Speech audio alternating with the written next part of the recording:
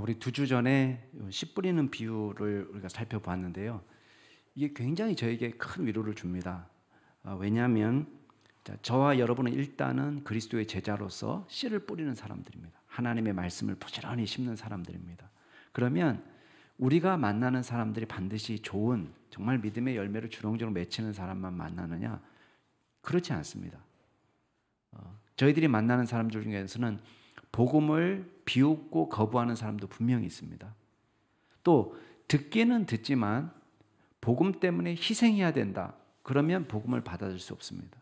또 어떤 사람은 복음을 듣고 큰 기쁨을 누리고 은혜 받았다 이렇게 말하는데 세상에 나가니까 복음을 따라서 사는 것보다 더 좋은 인생이 있는 거예요. 너무 재밌고 너무 즐겁고 또 복음을 따라가게 되면 손해를 보는 거 도저히 못 참습니다. 이런 사람들은 이제 복음을 받지만은 복음의 열매를 맺을 수는 없는 것입니다. 그런데 저와 여러분에게 이 하나님 나라 운동에 놀라운 비밀이 있습니다. 그건 뭐냐면 반드시 저와 여러분은 좋은 밭을 만난다는 거예요. 과거의 실패를 보상하고도 남을 수 있는 엄청난 결과를 갖게 됩니다. 그러니까요, 우리가 말씀을 부지런히 심었기 때문에 열매를 맺는 것처럼 보이지만 사실 그거하고 상관없이 하나님께서 열매를 맺게 하십니다. 그러니까 복음을 심었어요. 저는 잊어버렸습니다. 근데 와보니까요, 자라고 있어요. 믿음이 자라고 있는 거예요. 자라는 씨의 비유에서도 나타나지만 농부가 씨를 뿌려서 집에 가서 잠자고 며칠 만에 와보니까 싹이 났어요. 또 집에 가서 잠자고 또 와보니까 또 자랐어요. 그리고 열매를 맺는 것입니다. 그럼 누가 자라게 하시느냐? 하나님이 자라게 하시는 거예요. 그러니까 담임 목사가 뭐 열심히 해서 너 신학해라, 너 목사 되라, 너 선교사 되라 이렇게 해서 목회자가 되고 선교사가 되는 경우도 있지만 대부분의 경우는 어떻습니까? 목회자는 말씀을 심었을 뿐이에요. 근데 그 마음에 불리는 성령의 역사로 이 사람들이 때로는 복음을 위해서 헌신하는 신학생도 되고 목회자도 나오고 선교사도 나오게 되는 것입니다. 그러니까 이건 목회자의 작품이 아닙니다. 또 여러분이 주일학교 교사로서 열심히 가르쳤기 때문에 주어진 결과도 사실은 아닙니다. 열매는 하나님이 맺게 하시는 거예요. 근데 오늘 말씀은 다른 각도에서 하나님 나라를 좀 보려고 합니다.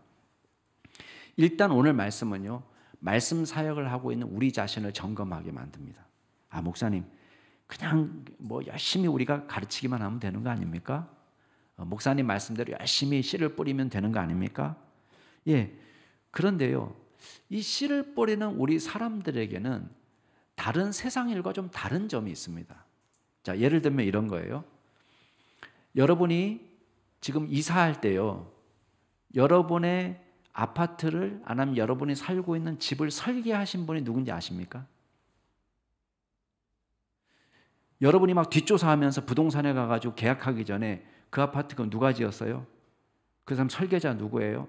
그러면서 설계자 뒷조사해가지고 이 사람이 예수 믿는 사람인지 아니면 이 사람이 예수 믿지는 않아도 적어도 건강한 건전한 사고를 갖고 살아가는 사람인지 이 사람 혹시 바람 피는 사람 아니야? 찝찝해. 내 이 집에 이사 못 가. 어떻게 그렇게 조사하신 분 계신가요 혹시? 여러분이 혹시 스마트폰을 쓰면서 아이폰을 만든 사람은 스티븐 잡스라는데 그 사람 성격이 괴팍해. 이거 못 써. 이런 사람 혹시 있나요?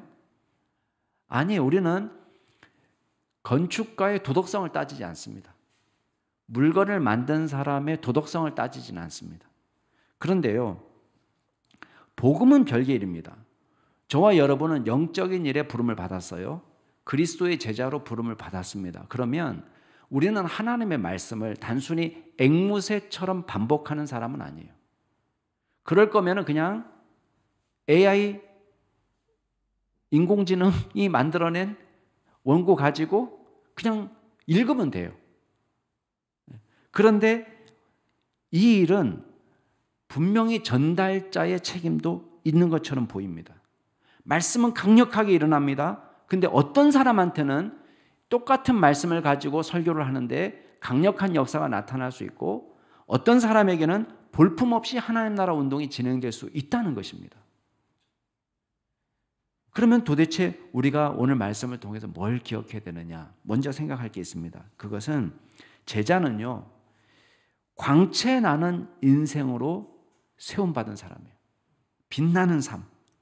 저와 여러분이 먼저 복음을 받았잖아요. 그러면 복음을 받으면 저와 여러분의 삶 속에서 광채가 나야 됩니다. 이거는 우리가 해야지 해서 되는 게 아니라 우리가 예수님의 제자가 됐다면 저와 여러분이 광채 나는 인생을 살게 되는 것입니다. 저와 여러분은 어둠을 밝히는 존재로 부르셨어요. 자, 오늘 16절 말씀 같이 한번 읽어볼까요? 16절 시작. 누구든지 등불을 켜서 그릇으로 덮거나 평상 아래에 두지 아니하고 등경 위에 두나니 이는 들어가는 자들로 그 빛을 보게 하려 함이라. 자, 집안에 등불을 켜놓는 사람의 의도는 명백합니다. 어둠을 밝히는 것입니다. 그렇죠? 어떤 바보도 등불을 켠 다음에 이것을 그릇으로 덮어두거나 침대 밑에 놓는 사람은 없습니다. 등불을 켠 다음에 등잔대 위에 올려놓습니다. 왜 그렇죠? 집을 드나드는 모든 사람의 이 빛의 혜택을 보게 하기 위해서입니다. 마찬가지입니다. 하나님이 저와 여러분을 이 세상의 등불이 되게 하셨습니다. 마태복음의 표현대로 하면 세상의 빛으로, 세상의 소금으로 우리를 부르셨다는 것입니다. 온 세상을 밝힐 책임을 맡기셨습니다. 그러면 어떻게 하면 우리의 빛을 사람 앞에 비추게 할까요? 마태복음은 그거를 착한 행실로 규정했습니다. 근데 오해하지 마세요. 여기서 착한 행실은요, 우리의 잘못된 행실을 몇 가지 수정해가지고 만들어낸 어떤 인위적인 행동을 말하는 것이 아닙니다. 지지난주에 우리 씨 뿌리는 비유에서 본 것처럼 말씀이 심겨졌을 때, 좋은 밭에 심겨졌을 때 100배의 결실을 맺는, 주렁주렁 열매를 맺는 그런 생명의 역사를 말하는 것입니다. 그러니까 예수님이 우리 가운데 오셨어요. 그러면 우리 가운데 빛이 나는 인생, 예수님으로 인해서 빛이 나는 인생이 된다는 것입니다. 여러분, 아브라함의 인생을 한번 보세요. 과거 아브라함을 도우셨던 그 하나님의 역사가 오늘 우리의 역사가 되는 것입니다. 여러분, 아브라함의 신앙은 박제화된, 과거에 박제화된 신앙이 멈추는 게 아닙니다. 아브라함에게 역사하셨던 그 하나님의 역사가 오늘, 지금 우리 가운데 4,000년에 가까운 시간이 흘렀지만 오늘 우리 가운데 동일하게 하나님의 역사가 나타나는 거예요. 여러분, 아브라함의 인생을 한번 보시기 바랍니다. 갈대아 우르에서 빚 많이 져가지고요, 쫄딱 망해서 이스라엘 땅으로 도피한 게 아닙니다. 자식들 교육 문제 때문에 교육 이민을 온 게 아닙니다. 갈대아 우르에서 나름대로 잘 살고 있습니다. 그곳에 삶의 터전이 있고 땅도 있고 농사 지을 수 있고, 여러분, 가나안 땅으로 올 때 그 땅을 짊어지고 올 수 있나요? 그곳에 있는 친척들 인간관계를 싹 다 짊어지고 올 수 있나요? 아니에요. 거기다 그냥 두고 나오는 것입니다. 모든 삶의 터전을 두고 뒤로 하고, 내 아는 모든 인맥들, 75년 동안 그곳에서 살았습니다. 내가 가용할 수 있는 모든 인맥들, 혈연, 지연, 학연으로 맺어진 모든 인맥들을 다 놔두고 이 동네로 오는 것입니다. 무엇 때문에 왔습니까? 하나님의 말씀을 따라서 믿음으로 결단한 거예요. 순전한 믿음을 쫓아서 온 것입니다. 출애굽 역사도 마찬가지입니다. 여러분, 애굽에서 나와가지고 광야 생활 40년을 합니다. 여러분, 절대 쉬운 일이 아닙니다. 애굽에서 묵혔던 이 떼국물을 빠지는데 40년이라는 세월이 지납니다. 근데 이 40년의 세월을 지나면서 가나안 땅에 들어오면서 이스라엘 백성들이 배운 게 있습니다. 그게 뭐냐? 하나님과 함께하는 인생이 복이다. 그걸 배운 겁니다. 여러분, 말씀을 하나 찾아볼까요? 신명기 8장 말씀 한번 찾아보세요. 우리 누가복음 말씀 잘 체크해 놓고요, 신명기 말씀으로 가겠습니다. 자, 신명기 8장.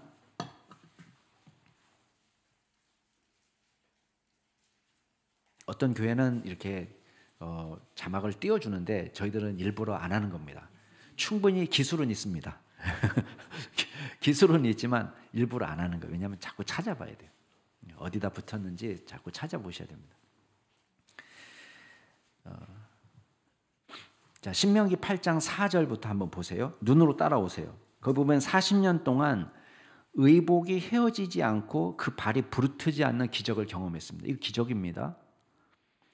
너는 사람이 그 아들을 징계함 같이 내 하나님 여호와께서 너를 징계하시는 줄 마음에 생각하고 내 하나님 여호와의 명령을 지켜 그의 길을 따라가며 그를 경외할지니라. 여러분, 이것이 하나님의 소원이에요. 주님의 명령을 지키고 주님의 길을 따라가고 주님을 경외하는 삶. 이 삶이 얼마나 중요하냐. 광야 40년 동안 이스라엘 백성들이 배우기를 원하는 삶이었고요. 이 삶을 잘 유지했을 때 어떤 일이 벌어지는지가 7절부터 나옵니다. 만약에 그렇게만 된다면 어떤 일이 벌어지느냐. 내 하나님 여호와께서 너를 아름다운 땅에 이르게 하시나니 그곳은 골짜기든지 산지든지 시내 분천 샘이 흐르고 물과 보리에 솟아지고 포도와 무화과와 석류 감람나무와 꿀의 솟아지라. 내가 먹을 것에 모자람 없고 내게 아무 부족함이 없는 땅이고 그 땅의 돌은 철이고 산에서는 동을 캘 것이고 내가 먹어서 배부르고 내 하나님 여호와께서 옥토를 내게 주셨으므로 말미암아 그를 찬송하리라. 여러분, 듣기만 해도 신나지 않습니까? 네. 하나님을 경외하는 인생을 살 때 하나님이 그 인생을 책임져 주신다. 그 말씀을 하는 것입니다. 여러분, 우리는 자꾸 사람들에게 이걸 물어봅니다. 너 어느 집에 사니? 어느 동네에 사니? 뭐 하는 사람이니? 우리는 그 사람의 직업이나 지위나 사는 동네가 중요해 보입니다. 그렇지만 하나님과 동행하고 하나님을 경외하는 사람은요, 광야도 천국이 될 수 있고요, 황무지도 옥토가 될 수 있는 것입니다.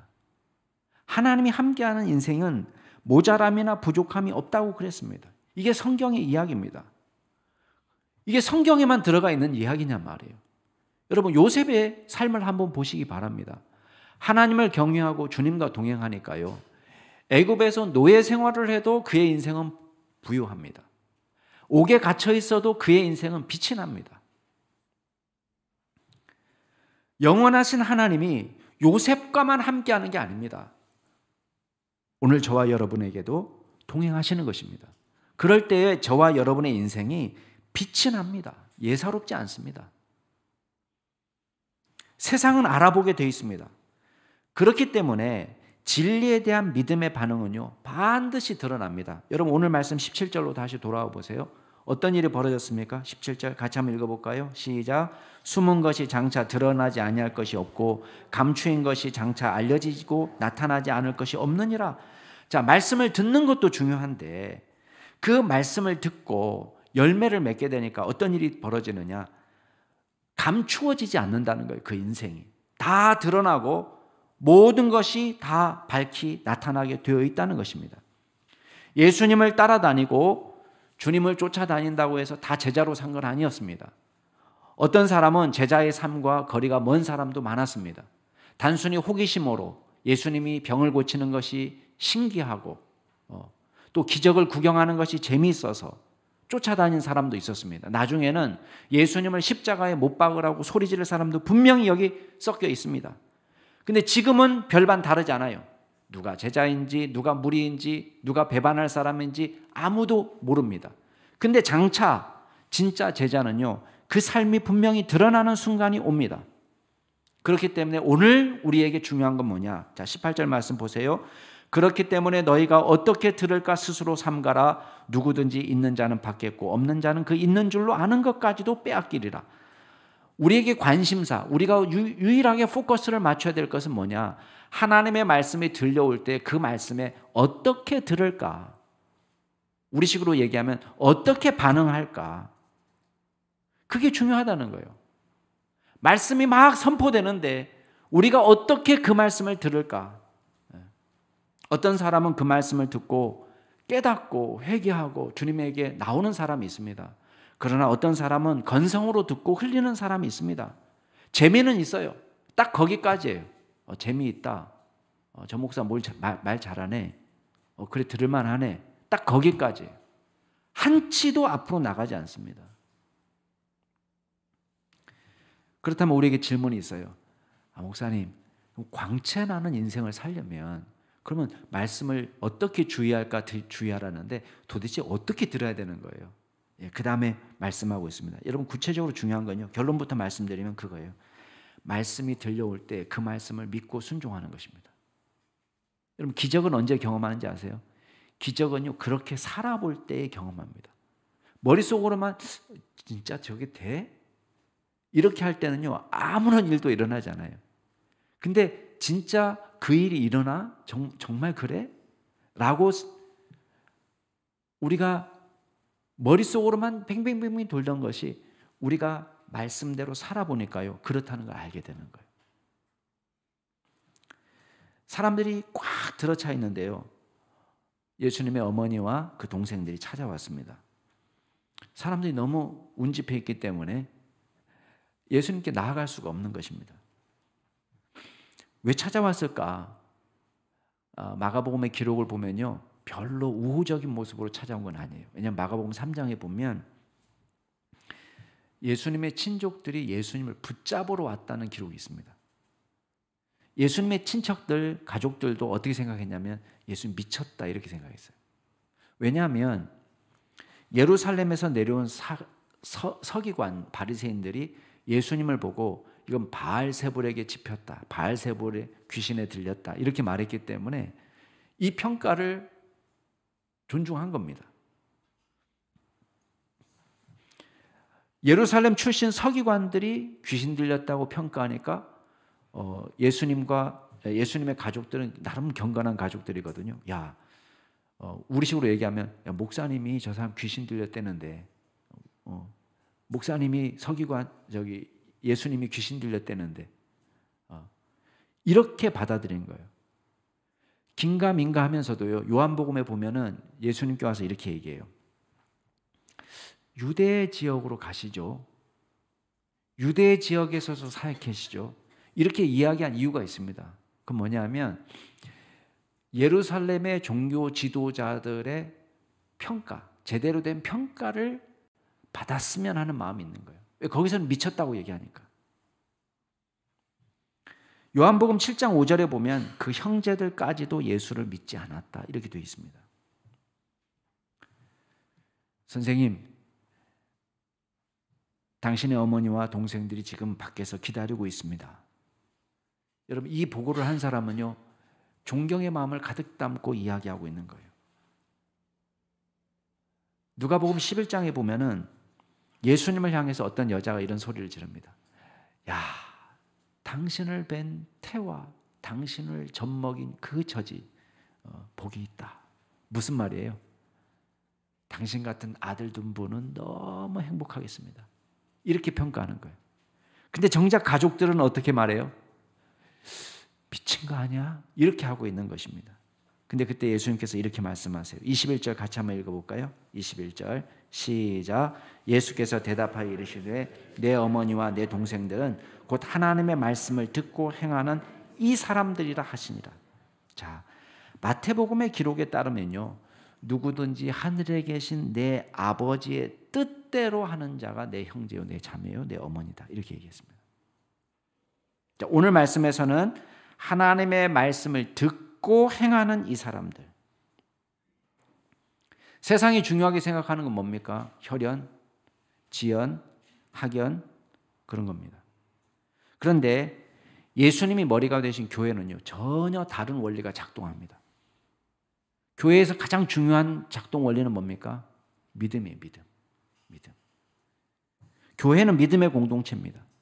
하나님의 말씀을 듣고 행하는 사람들이 모여있는 공동체예요. 다른 요소는요 다 부가적인 것에 불과합니다. 4년 전에 2017년 소형교회 리포트라는 설문지 조사가 있었습니다. 4년 전에 실천신학대학원의 21세기 교회 연구소라는 단체가 있거든요. 거기하고 이제 한국교회 탐구 연구소, 연구센터 여기서 주도하에서 이 설문지를 조사했는데 100명 미만 되는 교회 목사님들을 대상으로 한 206분 조사를 한 거예요. 여러분 교회가 교세가 부흥하지 않고 줄어드는 이유를 어떻게 생각하십니까? 그러니까 교회가 부흥하지 않는 이유를 어떻게 생각하십니까? 이렇게 질문했는데 4명 중에 한 분이 뭐라고 대답했냐면 옆에 큰 교회가 있어서라고 대답했어요. 그 다음에 17.4%가 뭐라고 대답했냐면 교회 시설이 열악해서, 쉽게 말하면 우리처럼 상가교회라서, 교회가 좁아서 뭐 이런 거죠. 교회 시설이 열악해서. 그 다음에 또 똑같이 17.4%가 뭐라고 얘기했냐면 교인들이 헌금의 부담을 느껴서, 이렇게 대답했어요. 4년 전 통계니까, 설문지니까 크게 다르지 않을 거라고 생각합니다. 근데요, 저는 이걸 보면서 너무 마음이 아팠습니다. 왜 마음이 아팠는지 아세요? 제가 볼 때는 헛다리 짚고 있다고 생각이 됐어요. 지금 잘못 알고 계시구나. 여러분, 큰 교회가 옆에 있어서도 아니고요, 교회 시설이 열악해서도 아니고요, 교인들이 헌금의 부담을 느껴서도 아닙니다. 우리는 복음의 능력을 과소평가하고 말씀의 능력을 과소평가하고요, 하나님의 능력을 과소평가하는 거예요. 진짜 문제는 뭔지 아세요? 말씀을 듣지만 그 말씀을 제대로 믿지 않는 것입니다. 우리가 눈에 보이는 한계에 막혀서 이 한계를 뛰어넘어 역사하실 수 있는 하나님의 능력을 바라보지 못하는 것입니다. 여러분, 초대교회를 한번 보시기 바랍니다. 우리가 지금 걱정하고 염려하는 모든 문제들을 다 가진 교회가 초대교회입니다. 여러분, 바울이 에베소 교회 가서 사역할 때 에베소 교회도 아니에요. 왜냐하면 교회가 없었으니까. 가서 교회를 개척하는 것이니까. 에베소에 가서 사역할 때를 한번 생각해 보십시오. 옆에요, 아르테미스 신전은요, 세계에서 가장 크다는 신전 가운데 하나입니다. 그래도 교회가 옆에 있는 게 낫죠. 그렇지 않아요? 이방 신전이, 그것도 세계에서 가장 큰 이방 신전이 옆에 있다? 여러분, 주눅 들지 않겠습니까? 자기 건물도 없었어요. 두란노 서원이라는 곳을 빌렸습니다. 그게 자기 건물이 아닙니다. 아무도 사용하지 않을 시간, 다 낮잠 잘 시간, 더운 지방이니까 오전 11시부터 오후 4시까지 5시간 빌렸습니다. 그리고 매일 거기서 말씀을 가르쳤습니다. 자기 건물도 아니에요. 근데 어떤 일이 벌어졌는지 아십니까? 거기서 딱 3년 말씀을 가르쳤는데요. 물론 이제 두란노 서원 사역은 2년입니다. 에베소 전체 사역이 3년이에요. 엄청난 변화가 일어났습니다. 거기도 한번 찾아볼까요? 사도행전 19장 한번 찾아보세요.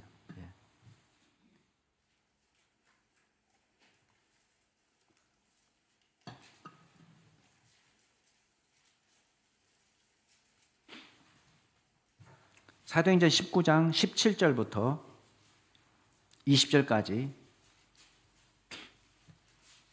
사도행전 19장 17절부터 20절까지 같이 한번 읽겠습니다. 시작. 에베소에 사는 유대인과 헬라인들이 다 이 일을 알고 두려워하며 주 예수의 이름을 높이고 믿은 사람들이 많이 와서 자복하여 행한 일을 알리며 또 마술을 행하던 많은 사람이 그 책을 모아가지고 와서 모든 사람 앞에서 불사르니 그 책값을 계산한 즉 은 5만이나 되더라. 이와 같이 주의 말씀이 힘이 있어 흥왕하여 세력을 얻으니라. 여러분, 이게 무슨 어마어마한 다른 사역을 한 게 아닙니다. 꾸준히 날마다 두란노 서원을 세를 내가지고 바울은 말씀을 가르쳤을 뿐입니다.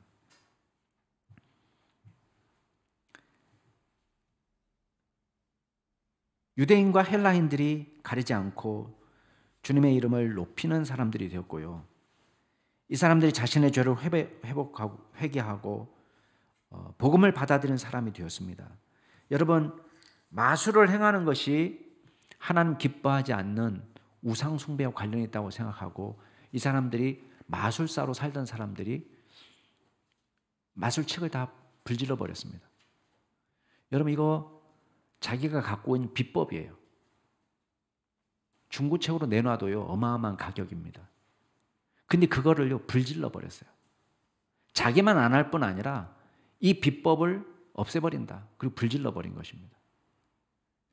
은 5만, 여기 돈의 그 단위가 나와 있지는 않지만 그리스 지역이니까 드라크마로 이야기를 하면 은 5만 드라크마면 오늘날 돈으로 환산하면 얼마인지 아세요? 약 25억에서 50억 정도가 됩니다. 적게 잡으면 25억이고 좀 넉넉히 잡으면 50억이에요. 여러분 같으면 불태우겠습니까? 아니면 중고로 팔겠습니까? 우리는 이거 그냥 포기하기 힘들거든요. 이 사람들이 그 다음에 무슨 일을 했을까요? 이거 갖고 돈벌이 하던 사람들이 무슨 일을 했을까요? 직업을 바꿔야 되는데. 여러분, 언제부터 우리가 교회를 시멘트라고 생각했습니까? 언제부터 교회가 벽돌입니까? 교회는 벽돌 아닙니다.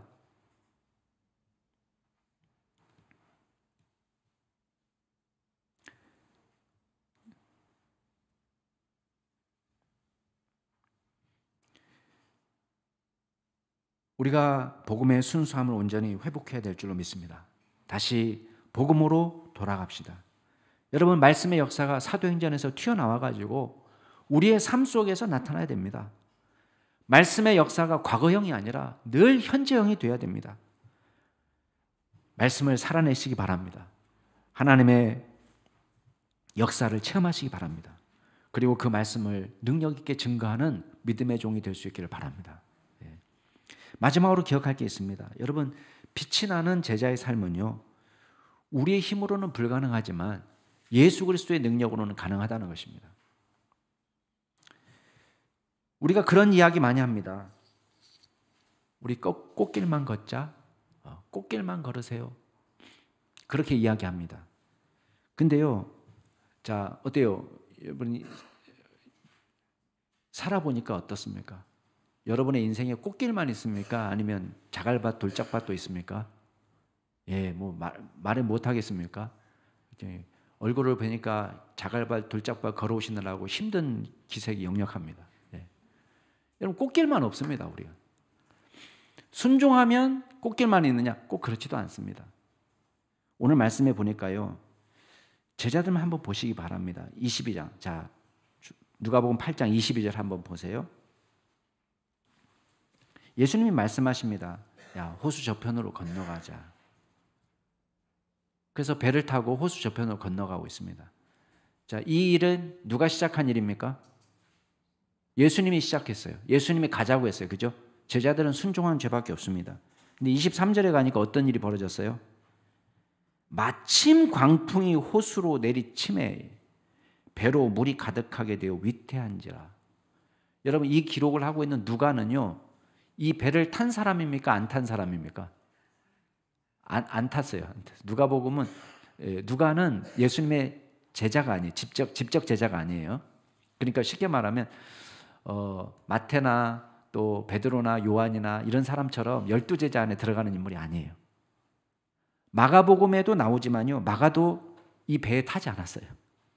그러니까 12제자만 이 배에 탔는데 마태복음은 뭐라고 이야기하냐면요, 마태는 자기가 탔잖아요, 이 배. 그러니까 뭐라고 기록하고 있냐면 바다에 큰 놀이 일어난지라 이렇게 표현했어요. 광풍이라고 안 하고 큰 놀, 놀이라고 번역했는데 놀은 뭐냐면 우리말로 하면 지진입니다. 지진. 놀. 바다에 지진이 났다는 거예요. 그러니까 표현이 다르죠. 완전 놀란 거예요. 마태는 특히 직업이 세리잖아요. 그 배 안에 어부들도 있었지만 자기는 배 타는 것 자체가 무서운데 어마무시한 지금 심지어 어부로 잔뼈가 굵었던 다른 제자들도요 벌벌벌 떨고 있습니다. 자, 왜 이 풍랑을 만났습니까? 예수님이 가자고 해서 제자들이 우겨가지고 만난 풍랑이 아닙니다. 예수님이 가자고 했는데 그 말씀에 순종했는데 노를 만난 것입니다. 우리도 마찬가지예요. 주님의 일을 할 때요 항상 꽃길만 있는 거 아닙니다. 어렵고 험난한 노정을 견뎌야 될 때가 있습니다. 근데요, 그것이 복된 길이에요. 그리스도를 위해서 겪는 희생과 어려움이요, 복된 길입니다. 그 자체로. 많은 분들이 예수를 믿으려고 할 때 오는 힘듦, 희생, 결단, 어려움, 그런 걸 두려워합니다. 천국에는 가고 싶어요, 다. 근데요, 예수 믿고 섬기는 것은 귀찮습니다. 아직도 한쪽 발을 세상에 놓고 세상을 즐기고 또 마음으로는 천국에 가고 싶어요. 근데 우리가 정말 두려워야 될 것이 있습니다. 그게 뭐냐? 죄로 인해 겪는 고생이에요. 불순종의 결과입니다. 그걸 두려워야 됩니다. 어떤 분은 주님의 명령을 따라서 순종하며 달려가다가 어려움을 만났을 때 소명까지 버리는 사람도 있습니다. 제자들이 만난 진짜 위기는 뭔지 아세요? 지진이 아닙니다. 광풍이 아닙니다. 제자들의 진짜 위기는 이 광풍을 만났을 때에 믿음이 무너져 버린 거예요. 아니, 정확하게 말하면 별로 믿음 없다는 것이 드러났어요. 진정한 위기는 불신앙입니다. 여러분 24절 말씀해 보세요. 제자들이 어떻게 반응하는지 같이 한번 읽어볼까요? 24절 시작. 제자들이 나와 깨워 이르되 주여 주여 우리가 죽겠나이다 한데 예수께서 잠을 깨사 바람과 물결을 꾸짖으시니 이에 그쳐 잔잔하여 지더라. 공포심이 물려와서 주여 주여 우리가 죽겠습니다 이렇게 말합니다. 여러분 물론 두려움 자체가 악한 건 아닙니다. 우리 감정에 두려움이 생기죠, 그죠? 두려움이 생깁니다. 두려움 자체가 악한 건 아닙니다. 또 꼭 죽을 것 같았을 때만 두려움이 생기는 건 아닙니다. 여러분 중에 혹시 놀이공원 그 테마파크 가서 잘 타시는 분들 계신가요? 저는 진짜 못합니다. 진짜 너무 무서워요. 근데 그게 그런 공포는 아니에요. 이게 떨어지다가 내가 빠져나가면 어떡하지? 또 이게 멈추면 어떡하지? 이걸 노선을 이탈하면 어떡하지? 그런 두려움은 아닙니다. 그냥 안전할 것 같은데도요, 그게 뚝 떨어질 때요, 막 심장이 확 내려가요. 저보다 심장이 더 밑으로 먼저 꺼지는 것 같아요. 그리고 심장이 저만큼 갔다가 나중에 합체되는 듯한 느낌이에요. 정말이에요. 너무 무서운 거예요. 근데 제자들은 정말 죽을 것 같은 고통을 겪은 거예요. 너무너무 무서운 거예요. 마가의 기록에 따르면은 이걸요, 예수님 탓으로 돌립니다. 선생님, 왜 우리가 죽게 된 것을 돌보지 않습니까? 이렇게 얘기합니다. 절망적인 상황에서 제자들의 마음이 고스란히 드러납니다. 그때 예수님의 반응이 이렇습니다. 25절에 보면요, 너의 믿음이 어디 있느냐. 예수님이 답답해 하신 게 그거예요. 예수님이 문제 삼으신 것은 믿음입니다. 예수님이 옆에 계시기 때문에 우리는 안전하다, 그런 믿음이 없어요. 예수님 말씀에 순종했으니 어려움이 있어도 하나님의 뜻은 이루어진다, 이 믿음이 없는 것입니다. 제자의 길은 어떤 길입니까? 제자의 길은요, 믿음의 길입니다. 믿음의 길. 하나님의 제자는 믿음으로 걸어갑니다. 예수님의 인도하심과 보호를 믿는 것입니다. 공포 속에서 기도조차 하지 못하는 절망에 빠져서는 안 됩니다. 절망의 절규가 아니라 소망 중에 부르짖어야 돼요. 근데 우리는 소망 중에 부르짖고 기도하지 못하고 절망의 절규를 하는 것입니다. 우리 인생을 살다가 풍랑을 만날 수 있어요. 여러분, 풍랑 만난 것은 여러분 죄가 아닙니다. 염려하지 마세요. 남들도 다 만나는 거예요. 예수님도 만나는 것이고요, 제자들도 만나는 것입니다. 풍랑을 만난 건 여러분 잘못이 아닙니다. 그렇지만 풍랑 때문에 절망하는 것은 죄입니다. 사업하다가 망할 수 있습니다. 그렇지만 절망하는 것은 죄입니다. 기도의 힘을 잃어버리는 것은 죄입니다. 예배를 잃어버리면 죄입니다. 너무 절망해서 하나님을 떠나버리면 죄입니다. 예수님의 권세와 능력을, 우리를 향한 사랑을 의심하는 것은 죄입니다. 여러분, 한국 교회나 한국 사회가 절망의 시기를 보내고 있습니다. 여러분, 우리의 문제는 옆에 큰 교회가 있는 것도 아니고, 우리의 문제는 우리 시설의 문제도 아니고, 환경의 문제가 아닙니다. 우리의 문제는 절망하고 기도하지 않는 것이고 믿음을 잃어버린 것이 문제인 것입니다. 여러분, 우리가 믿는 예수 그리스도는 어떤 분이십니까? 여러분, 항해에 있어서만큼은 제자들이 전문가입니다. 갈릴리 바다에 있어서는 제자들이 전문가입니다. 거기서 잔뼈가 굵었습니다. 예수님은 목수였어요. 그런데 예수님이 놀라운 일을 행하십니다. 24절에 보니까 바람과 물결을 꾸짖으셨다고 되어 있습니다. 말이 됩니까? 제가 내 이름 마이크 나쁜 놈 이렇게 하면 여러분이 어떻게 보시겠어요? 우리 목사님이 조금 이상해지셨다 이렇게 생각하지 않겠어요? 마이크 나쁜 놈 이렇게 하면 안 되잖아요. 그러니까 바람과 물결을 꾸짖으셨다는 것은 비인격체예요. 바람과 물결은 꾸짖을 수 없어요. 근데 그럼 예수님이 누구를 꾸짖고 있는 거예요? 예, 물론 큰 역사의 태도로 보면 하나님이 하신 일이다 이렇게 하면 그러면 셀프 디스입니까? 아니면 하나님을 야단치시는 거예요? 그게 아니에요. 예수님과 제자들의 사역을 막아서는 어두운 영의 세력, 마귀 세력을 지금 꾸짖고 있는 것입니다. 이 제자가 걸어갈 때 만나게 되는 일이죠. 우리가 주님의 귀한 일들을 잘 감당하려고 할 때에도 어려움을 만납니다. 왜요? 영적인 방해 세력이 있기 때문에 그렇습니다. 하나님 나라 운동은 방해를 받습니다. 근데 우리가 두려워할 필요가 없는 이유가 있습니다. 그게 왜 그렇죠? 그 길을 능히 걸어가게 하시는 예수님이 있어요. 예수님의 보호와 인도하심이 있는 것입니다. 그 배 안에 예수님이 계셨습니다. 예수님이 가자고 해서 시작했습니다. 예수님이 목적하시는 바가 있습니다. 그 뜻이 이루어진다. 반드시 예수님 안에서 이루어진다. 그 믿음을 붙잡고 달려가시는 것입니다. 어떻게 됐습니까? 예, 잔잔해졌어요. 제자들이 놀랍니다. 야, 이분이 누구신가? 누구시기에 바람과 물을 명함에 순종하는가? 여러분, 예수님이 저와 여러분의 인생의 진정한 선장이신 줄로 믿으시기 바랍니다. 예. 사랑하는 우리 충신교회 성도 여러분, 우리는 제자로 부름받았습니다. 주님이 저와 여러분의 인생을 통해서 빛이 나기를 원하십니다.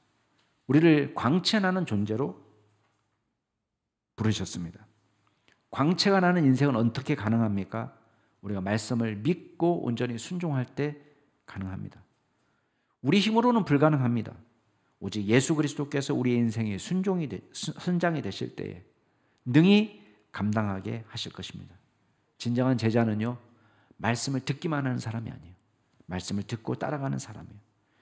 우리의 능력으로는 살 수 없지만 그때 선장 되시는 예수께서 우리의 인생을 주도하실 때 저와 여러분을 통해서 빛나는 인생, 광채나는 인생, 강한 복음의 역사가 나타나게 될 줄로 믿습니다. 기도하겠습니다. 하나님 아버지, 우리를 부르시고 그리스도의 제자로 세워주셨습니다. 이 땅에서 빛나는 인생으로 그리스도의 복음의 일꾼으로 살도록 부르셨습니다. 주님의 부르심에 합당한 믿음의 종이 될 수 있도록 도와주시옵소서. 우리의 능력으로 할 수 없사오니 주님을 우리의 인생의 선장으로 모셔드립니다. 주님, 우리의 삶을 책임져 주시옵소서. 감사드리며 예수 그리스도의 이름으로 기도드리옵나이다. 아멘.